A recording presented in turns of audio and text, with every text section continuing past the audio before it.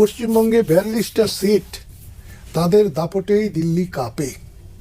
আর বাংলাদেশকে দখল করলে পশ্চিমবঙ্গ বলেন, বাংলা বলেন, এই যে শুধু এই প্রভিন্সটা, এটার সিটি হবে 100। দিল্লির শাসন ক্ষমতা থাকবে না। ভারতের সাথে আমাদের সম্পর্ক হবে সমমর্যাদার। আন্তর্জাতিক বিশ্বে যে কোনো জায়গায়, যে কোনো সামিটে ভারত একটা চেয়ার পাবে, আমরাও একটা চেয়ার পাবো, প্রতিনিধি হিসেবে একজন। আমি ভারতের ছোট ভাই হব না।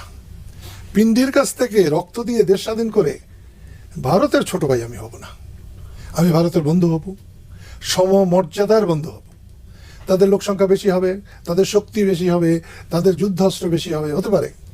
আমি উল্ফাতের মতোই বলবো, বাংলাদেশকে ভারতের জয় করা ঘণ্টাখানিক ব্যাপার, কিন্তু হজম করা 100 বছরও সম্ভব না।